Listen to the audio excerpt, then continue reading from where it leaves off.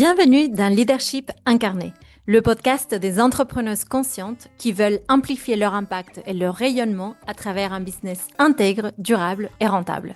Je m'appelle Luciana Calvetti et je suis moi-même entrepreneuse depuis 8 ans. Après avoir bâti un business de cœur rayonnant et prospère, et après avoir accompagné plusieurs centaines de femmes à travers mes programmes, formations et retraites, je suis ici pour t'aider à en faire autant à ta manière. À travers ces épisodes, je vais t'inviter à élever ta posture, structurer ton ambition et incarner un leadership mature pour déployer ta contribution avec cœur et stratégie. Si tu es prête à vivre ton entrepreneuriat comme une voie sacrée de création et d'expression de ta lumière, tu es au bon endroit. Bonjour à toutes, je suis vraiment ravie de vous accueillir pour ce tout premier épisode de mon nouveau podcast. Aujourd'hui, je vous propose un épisode de bienvenue. Je vais vous raconter qui je suis, comment j'en suis arrivée jusqu'ici, pourquoi j'ai choisi de créer ce podcast et surtout ce que vous allez y trouver pour sentir si cet espace résonne et peut vous aider concrètement sur votre chemin. Mais avant de commencer, j'aimerais te raconter que ce podcast marque l'aboutissement d'une transition de 2 ans.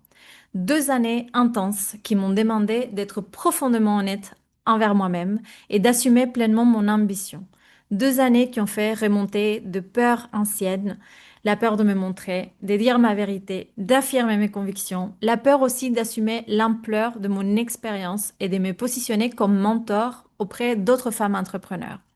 Ces 2 années m'ont confrontée à mes insécurités, à mes doutes, à mes résistances inconscientes. J'ai dû les reconnaître, les accueillir, les embrasser pour pouvoir les traverser et petit à petit les transformer. Parce qu'en 2023, quand j'ai senti l'appel de quelque chose de plus grand, de plus vrai, je savais aussi que je ne pouvais pas le faire comme avant. Ce qui m'avait permis de bâtir mon entreprise jusque-là n'allait pas suffire pour l'amplifier. Je ne pouvais plus être cette entrepreneuse qui fonctionnait uniquement à l'élan, parce que l'élan parfois n'est pas là, et qu'on ne peut pas construire quelque chose de solide en improvisant, en se dispersant, en gaspillant son énergie. J'ai compris que j'avais besoin d'incarner mon leadership avec courage, de devenir une entrepreneuse plus mature, capable d'unir l'intuition et la structure, le cœur et la clarté, le plaisir et l'engagement. Et surtout, de ne plus croire que mon expansion dépendait uniquement de mon mindset, de mon énergie, de mon magnétisme ou de je ne sais quelle autre dimension invisible, mais qu'elle reposait aussi sur ma capacité à m'engager concrètement en faveur de mes objectifs, notamment à travers la planification, les chiffres, les systèmes, mais aussi à travers le repos, le ressourcement et la place que je choisis de donner à ma vie personnelle. Ce processus a été une grande traversée de vulnérabilité, parce que j'ai compris qu'une leader incarnée, ce n'est pas une femme qui se manipule elle-même avec de la pensée positive, ni celle qui enfile le costume de la femme parfaite pour forcer l'admiration chez les autres. C'est une femme qui embrasse tout ce qu'elle est, ses parts fragiles, ses blessures, ses insécurités, ses ombres, et qui ouvre la voie en osant montrer aussi ce qui est difficile, ce qui fait mal et ce qui challenge. Et c'est pour cela que j'ai créé ce podcast. Parce que je sais que quand on est une entrepreneuse consciente, on porte naturellement le désir d'avoir un impact positif dans le monde et de déployer notre contribution depuis un espace juste. Nous voulons créer des entreprises qui soient écologiques, respectueuses de nos ressources intérieures, des entreprises qui ne soient plus fondées sur le sacrifice ni sur l'oubli de soi. Et pour y parvenir, ma conviction profonde, c'est que nous devons devenir des leaders incarnés, des femmes capables d'unir notre énergie féminine et notre énergie masculine, de vivre l'entrepreneuriat comme un processus vivant, cyclique et initiatique, fait des morts et des renaissances, où chaque défi devient une initiation à notre puissance, où chaque ombre se transforme en lumière authentique. Mais commençons par les présentations. Je m'appelle Luciana, j'ai 38 ans et je suis née en Argentine. D'ailleurs, mon prénom, en espagnol, ça se prononce Luciana. Mais on le francise un peu et les gens qui me connaissent depuis un moment m'appellent souvent Lou, qui est le diminutif de mon prénom en espagnol. Donc j'ai vécu en Argentine jusqu'à mes 18 ans et je suis arrivée en France pour faire mes études. D'abord, j'ai fait une licence d'histoire à la Sorbonne, puis un master en relations internationales et développement durable à Sciences Po Paris. Avant de me lancer dans l'entrepreneuriat, j'ai vécu 2 expériences professionnelles marquantes.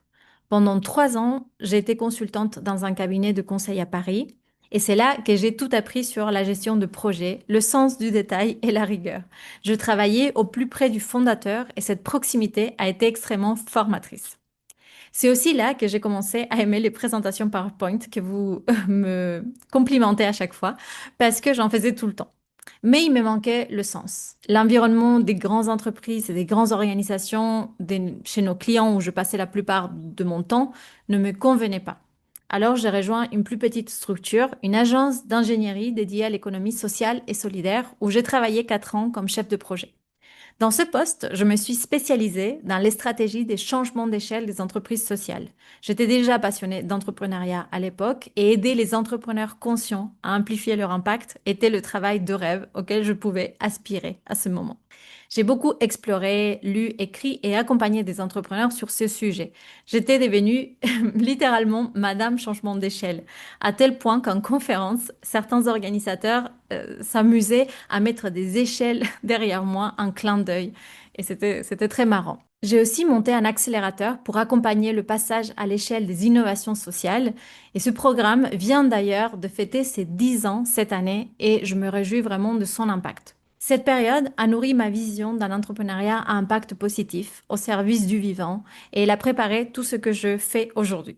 Elle m'a aussi montré une réalité plus dure, des entrepreneurs activistes, très engagés, mais déconnectés d'eux-mêmes, de leurs besoins et de leur bien-être. Et même si j'adorais mon travail à l'époque, j'adorais mes collègues, j'avais de plus en plus de mal avec le cadre. Aller au bureau tous les jours, prendre le métro à Paris, respecter des horaires, je sentais que ce rythme ne me convenait plus. En parallèle, je traversais un vrai moment de remise en question personnelle.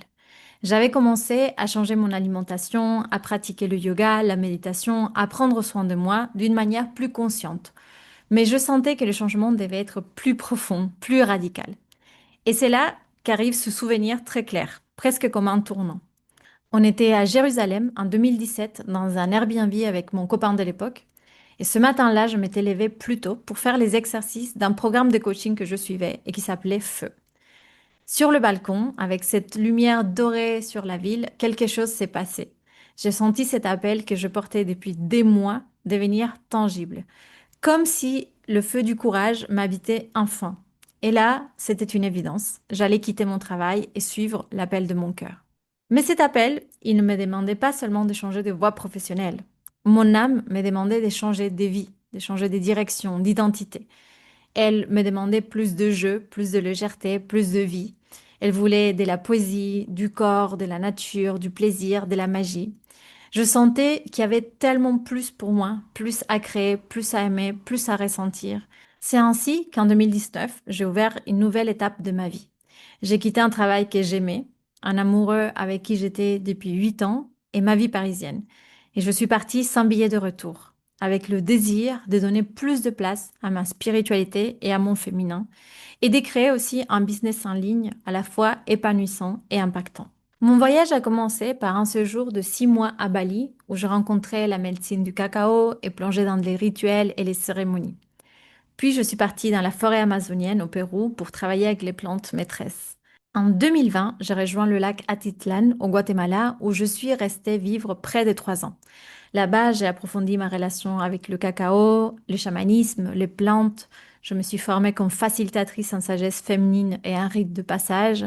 Je me suis familiarisée avec la cosmovision maya et les cérémonies de feu. C'est aussi là-bas, à la suite d'une relation qui a profondément bousculé mon cœur, que ma connexion à Marie-Madeleine s'est révélée puis s'est intensifiée.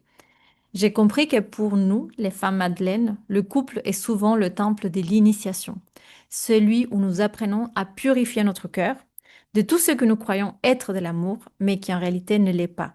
Notamment l'amour sacerdoce, l'amour sacrifice, l'amour où l'on s'oublie soi-même en croyant aimer juste. Je ne le savais pas encore en quittant la France en 2019, mais les voyages que j'allais vivre allaient résonner à l'intérieur de moi comme autant d'initiations, des expériences de guérison et de transformation qui peu à peu allaient s'ancrer dans mon quotidien jusqu'à devenir un véritable style de vie.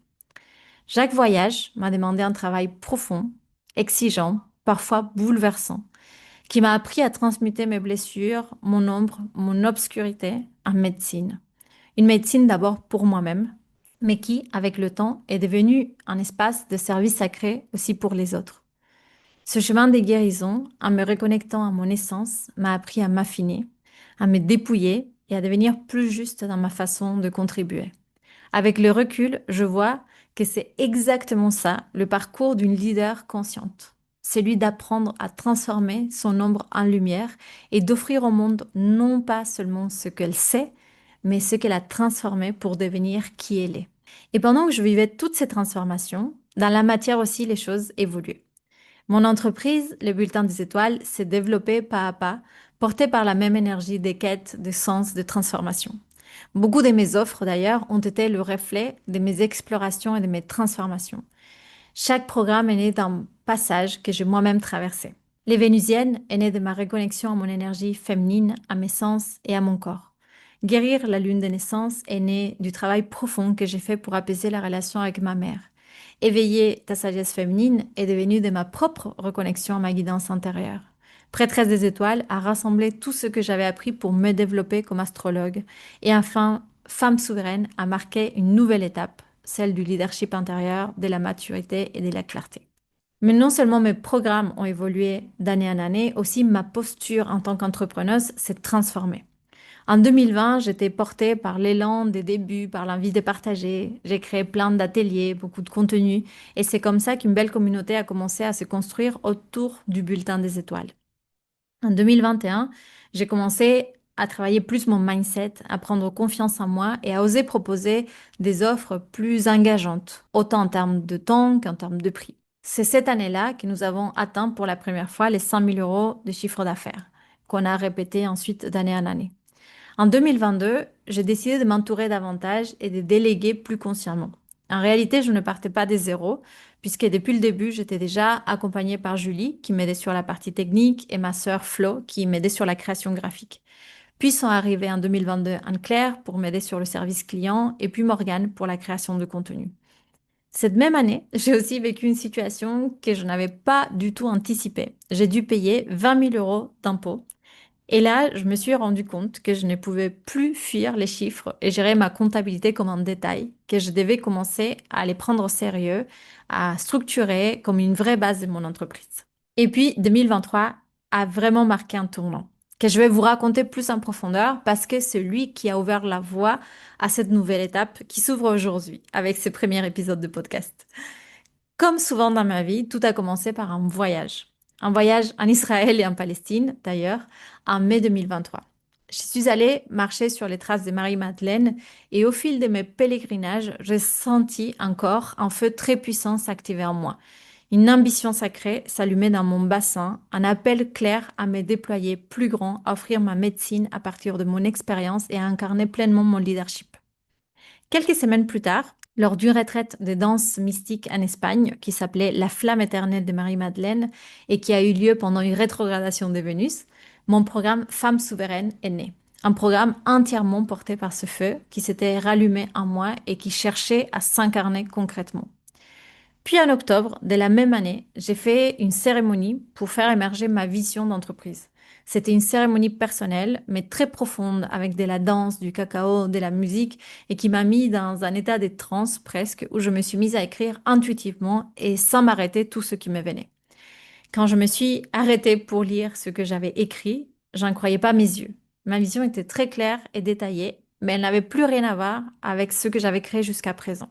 Il y avait plus d'astrologie, par exemple. À la place, il y avait les mots leadership spirituel, femmes connectées à leur puissance, catalyseur des leaders conscientes et plein d'autres images qui m'impressionnaient. À ce moment-là, j'ai compris que j'étais arrivée à un tournant dans mon activité, de ma mission, de mon appel, que mon business était devenu trop étroit pour l'ambition qui m'habitait désormais. Et pourtant, il m'a fallu presque 2 ans pour commencer à matérialiser cet appel. Parce qu'une transition entrepreneuriale, tout comme une transition de vie, ça prend du temps. C'est un processus de mort symbolique, lent, organique, fait des hauts et des bas, d'allers-retours, d'incertitudes, des questionnements, des doutes. Et j'ai choisi de ne pas forcer et de respecter le rythme qui était le mien. J'ai aussi compris que porter une grande vision, ça implique une grande responsabilité. Et cela demande un vrai engagement. Il ne s'agissait pas de tout jeter pour recommencer de zéro comme si de rien n'était. Je savais que je n'étais plus une entrepreneuse débutante, portée uniquement par l'élan, l'envie de partager et l'enthousiasme. Si je voulais ouvrir cette nouvelle étape de façon écologique, durable et respectueuse de mon énergie et de mon temps, je devais planifier ma transition, simplifier, aligner et structurer l'existant pour déployer ma nouvelle vision avec stratégie et conscience. Et c'est exactement ce que j'ai fait pendant ces 2 dernières années. J'ai peu à peu arrêté mes offres en lien avec l'astrologie, même si je recevais encore énormément de demandes de personnes qui voulaient les acheter. J'ai choisi de donner plus d'ampleur aux programmes qui résonnaient vraiment avec ma nouvelle étape comme femme souveraine et j'ai osé des lancements plus grands, plus assumés. J'ai aussi décidé d'arrêter de donner mon énergie à l'algorithme d'Instagram pour me concentrer sur mes projets, sur les projets qui font vraiment bouger le curseur dans mon entreprise. J'ai commencé également à créer de nouveaux programmes pour les entrepreneuses. Le premier a été un échec, mais les suivants ont rassemblé plus de 150 femmes jusqu'à aujourd'hui.